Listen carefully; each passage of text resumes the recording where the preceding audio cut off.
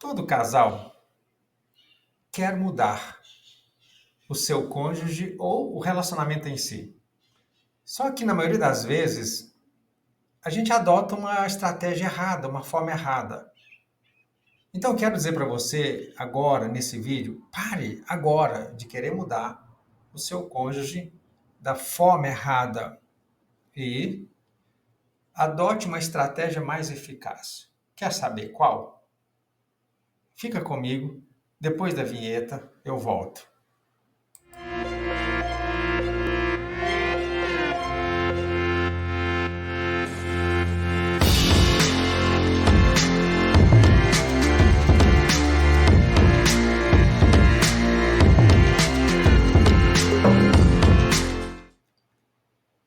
A gente quer mudar porque lá no fundo a gente quer muito viver em harmonia. A gente quer experimentar aquilo que Cantares diz no capítulo 1, os versos 15 e 16, onde o esposo diz: Ó, eis que és formosa, ó minha amada, ó amada minha, eis que és formosa, os teus olhos são como pombas, eis que és formoso. Agora a esposa diz: ó amado meu, como amável és também o nosso leito viçoso. No fundo, a gente tem saudade de experimentar esse nível de intimidade, de proximidade. E o que a gente encontra, na verdade, é que muito cedo, muito mais rápido, a gente enfrenta dificuldades no relacionamento. Não é fácil a gente manter uma harmonia, aquela harmonia que a gente sempre deseja. E quando a gente entra nesse processo de dificuldade, de problemas no relacionamento, é muito comum a gente pensar e acreditar que o problema é o outro e não a gente. Às vezes a gente até admite que a gente tem uma pequena parcela de contribuição, mas para nós o problema maior vai ser sempre o outro. E se na nossa avaliação o problema é o nosso cônjuge, então ele precisa mudar. Ele precisa mudar. Porque é ele, o jeito dele, os hábitos dele, a maneira dele ser, é que está trazendo esses problemas, está criando esses problemas, trazendo essas dificuldades. Então, se ele é o maior responsável, então ele precisa mudar. E aí a gente insiste em querer mudar o nosso cônjuge. Com isso, o conflito vai escalando cada vez mais. O estresse vai aumentando. Toda vez que surge uma situação em que gera tensão, a gente vai então brigar e forçar a mudança do outro. A gente vai exigir a mudança do outro. E, naturalmente, o outro não vai aceitar isso assim muito pacífica e tranquilamente. Então, o estresse da relação vai lá em cima e vai escalando cada vez mais. Porém, nessa hora vai entrar algo que pode mudar completamente essa dinâmica da relação, que eu estou chamando da ação mais poderosa que pode acontecer. Sabe qual é? Ao invés de você querer mudar o seu cônjuge, mude você primeiro. Essa é a ação mais poderosa e que vai fazer diferença no seu relacionamento. Porque a mudança do cônjuge e do relacionamento, ela vai acontecer quando você se mudar. Preste atenção nisso. A mudança ela vai acontecer quando ela começar por mim, por você, e não no outro e a partir do outro. Quando a gente faz isso, começa a fazer a mudança em nós mesmos, a gente vai mudar o foco. A gente vai parar de reparar no outro e começa a reparar em nós mesmos, a voltar o olhar para nós mesmos e identificar o que em mim pode ser corrigido, pode ser mudado, o que posso fazer diferente. Então, mudar a si mesmo, primeiro, é a peça-chave que vai fazer a diferença.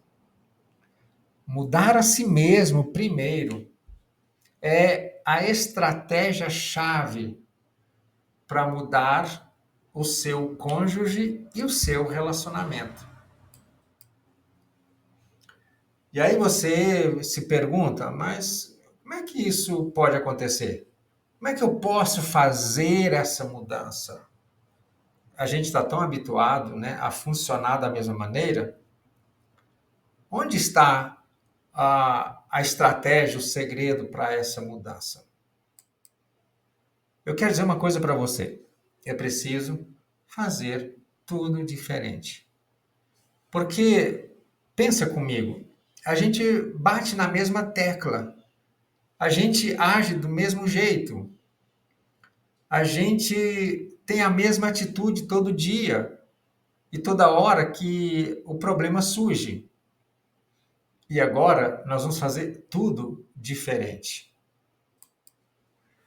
Nós vamos adotar aquela máxima de Jesus, quando ele diz, portanto, tudo que vocês querem que os outros façam a vocês, façam também vocês a eles, porque esta é a lei e os profetas. Olha aí, Jesus está dizendo que as coisas têm que começar por você. Não é começar pelo outro. Se você quer que o seu cônjuge mude, mude você primeiro. Se você quer que o seu cônjuge tenha uma atitude diferente, tenha você primeiro essa atitude diferente. Então faça primeiro. E quando a gente faz primeiro, a gente está fazendo diferente do que a gente sempre fez. E isso pode mudar. Para isso, eu quero dar 6 dicas para vocês. Dicas de ações, posturas diferentes daquelas que até hoje foram tomadas por vocês. E quando a gente trabalhar essas 6 dicas, eu creio que pode haver uma mudança real, profunda no relacionamento. Vamos lá, dica número 1. Mais do que se queixar e criticar, reaja de maneira construtiva. Ou seja, você vai adotar uma abordagem diferente agora. Diferente daquela que você sempre fez. Toda vez você queixava, você criticava, você brigava, você reagia daquela forma, você explodia, enfim, você ficava nervoso, você ficava triste, chateado e reagia dessa forma, a partir dessa ativação. Agora você vai fazer diferente. Mais do que criticar e se queixar, você vai agir de maneira construtiva. Você vai usar formas, palavras, comunicação diferente. Lá em Provérbios 16, 24, diz que favo de mel são as palavras suaves, doces para a alma e saúde para os ossos. Então, essa dica, toda vez que você estiver diante de uma situação, você não vai criticar mais, não vai brigar. Você vai chegar para o seu cônjuge e vai dizer assim, querido, querida, eu não estou mais afim de brigar. Até hoje eu briguei, mas eu não estou mais afim de brigar. Não quero mais confusão entre a gente. Eu quero conversar com você de uma forma pacífica, tranquila. E aí você vai então colocar para ele, com palavras mais tranquilas, o que você está sentindo. Você vai dizer assim, olha, se eu te criticar, você vai ficar zangado, a nossa relação vai azedar mais ainda. Mas se eu não falar nada, eu vou ficar muito mal. Eu não quero nenhuma coisa nem outra. Eu estou num dilema. Então, o que que você pode me ajudar diante dessa situação? Entende? Isso vai fazer muita diferença quando você faz essa abordagem. Então, mais do que queixar-se e criticar, reage de maneira construtiva. Ele vai esperar que você vai brigar com ele, criticar e se queixar mais uma vez. Aí você reage com essas palavras, né, mais amenas, mais tranquilas, ele vai pensar sobre. Dica número 2. Faça algo positivo para o seu cônjuge, sem esperar reciprocidade. Sabe, às vezes a tensão e o conflito gera muita negatividade na interação do cônjuge. E quando você decide fazer algo positivo, independentemente do quanto vocês, né, já estão estressados, mas isso vai mudar, vai abrandar o clima, vai diminuir a tensão. Então, você pode, depois de uma interação negativa, você pode elogiar, você pode validar o sentimento do seu cônjuge, você pode dizer que vai agir de forma melhor, vai se esforçar para cooperar mais. Enfim, você pode fazer um elogio, aprecie, admire, independentemente se ele vai gostar ou se ele vai corresponder ou não. Lá em Romanos 12, 9, diz que o amor seja não fingido, aborrecer o mal e apegai-vos ao bem. Eu acho que a gente precisa se apegar um pouco mais às coisas boas, pensar mais no positivo, sem esperar reciprocidade. Dica número 3: faça o que o seu cônjuge tem pedido para você fazer. Sabe, às vezes a gente insiste, não corrige nunca, não melhora nunca, não modifica nunca. E às vezes o cônjuge está pedindo, está se queixando, né, está falando de uma situação e a gente não faz muito esforço, a gente parece que não se empenha muito, porque a gente acha que é bobagem, a gente acha que é picuinha do outro, a gente acha que está pegando no pé. Enfim, a gente já tem uma ideia e uma maneira de reagir. Então, se ele está pedindo, se o seu cônjuge está dizendo, está apontando o que ele gostaria que você fizesse, então eu acho que ele não está pedindo uma coisa assim tão absurda, exagerada. Tem gente que pede, tem gente que é muito exagerado e muito, enfim, é difícil. Mas de um modo geral, são coisas que a gente pode fazer e que vão ajudar, que vão aliviar, que vão cooperar. Isso vai fazer diferença.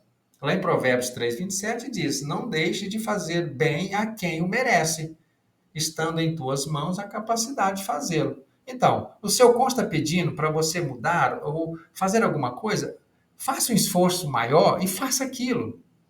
É possível que isso vai fazer diferença sim. Dica 4: mude as circunstâncias ou o meio da comunicação. Há tempo de fazer todas as coisas. Tempo de coser, lá em Eclesiastes diz isso. Tempo de rasgar, de coser, tempo de estar calado, tempo de falar. E há momento certo para fazer. O que a gente está falando aqui é que há momento certo para fazer as coisas. Então, às vezes, onde você está falando, como você está falando, né, o jeito que você está falando, a forma como você está falando, está só piorando as coisas. Então, acho que é interessante a gente mudar as circunstâncias ou o meio da comunicação. Por exemplo, espere um momento se estiverem mais calmos, no parque, no restaurante, manda uma mensagem pelo WhatsApp, manda um áudio, um vídeo, envie um e-mail, enfim. Quando você usa essas estratégias, você pode, por exemplo, corrigir, editar a mensagem, pode pensar, pode apagar, enfim. É, ou seja, não converse às vezes ali com as emoções afloradas, não converse num horário em que há uma tensão maior. Mude ah, o local, as circunstâncias e o meio da comunicação. Isso vai ajudar bastante esse relacionamento. Dica número 5: concentre-se nas emoções do momento e não no tema do conflito. Isso é muito importante. Porque todas as vezes que a gente está num conflito, a gente está tenso, muitas emoções foram ativadas e a gente acaba assim escalando e não conversando exatamente sobre a emoção e nem sobre o problema em si. A gente acaba atacando um ao outro. Então é muito interessante que a gente preste atenção nas emoções que estão acontecendo. E a gente começa a falar sobre elas. Falar sobre a raiva, sobre o medo, sobre a ansiedade, sobre a tristeza, sobre a angústia, sobre a vergonha, sobre a culpa e todas as emoções que estão aparecendo naquela hora, surgindo naquele momento. Então, fale da raiva. Ao invés de falar, você não fez isso, você não fez aquilo, você fez errado, você não deixou de aquilo sem fazer. Então fala assim, olha, eu estou com raiva, nós estamos aqui conversando, mas eu estou com raiva, estou triste, estou chateado. Vamos conversar sobre a raiva que está acontecendo, porque quando a gente tem uma interação mais emocional e a gente foge do tema do conflito, a gente tem uma possibilidade de diminuir mesmo a tensão. Dica 6: dê um tempo. Se escalou muito, se as emoções estão lá em cima, um não consegue ouvir o outro, as palavras estão sendo carregadas, stop, pare, não siga em frente. É hora de respirar fundo, baixar a temperatura, jogar água na fervura e dar um tempo. Não é deixar de conversar, fazer silêncio, fugir da conversa. Não, nada disso. É simplesmente esperar a temperatura baixar para que depois, no momento mais calmo, vocês voltem a conversar. Porque não adianta conversar enquanto vocês estiverem com a temperatura lá em cima. Isso não vai ser efetivo. Vai só piorar. Tá certo? Então dê esse tempo. E aí, a hora que os ânimos se acalmarem, aí vocês voltem a conversar com mais serenidade. Porque lá em Provérbios 15:18 diz: o homem irritável provoca dissensão, mas quem é paciente acalma a discussão. É isso, simples assim. Tá bom? E agora eu quero fazer uma revisão dessas 6 dicas com vocês. Dica número 1: mais do que se queixar e criticar, reaja de forma construtiva. Dica número 2: faça algo positivo para o cônjuge sem esperar reciprocidade. Dica número 3: faça o que o seu cônjuge tem pedido para você fazer. Dica número 4: mude as circunstâncias ou o meio da comunicação. 5: concentre-se nas emoções do momento e não no tema do conflito. E 6: dê um tempo. E aí, o que você achou? Você acha que isso pode alterar um pouco? Você acha que pode mudar o seu relacionamento? Você acha que essa estratégia pode ser mais eficaz?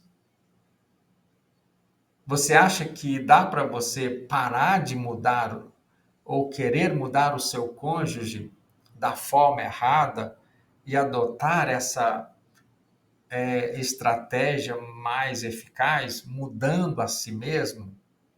Tente colocá-las em prática. Essas 6 dicas. Mude você a partir da primeira dica e depois você me fala se funcionou, se não funcionou e tudo mais. Tá certo?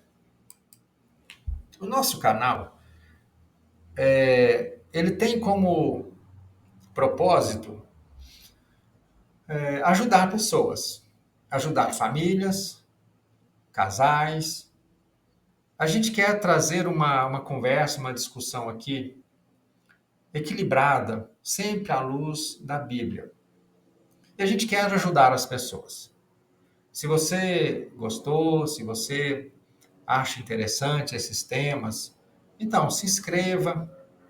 Você pode compartilhar, você pode deixar o seu joinha, você pode fazer suas perguntas, sugerir temas, enfim, vamos criar um espaço aqui no qual a gente faça uma parceria e todos nós cresceremos. E tudo que nós falarmos aqui, conversarmos, vai ter certamente esse propósito de ser uma bênção na sua vida, no seu casamento. Tudo que nós formos conversar aqui, sexo, casamento, família, criação de filhos, relacionamento, sempre vai ser à luz da Bíblia. Que Deus te abençoe e fique na paz.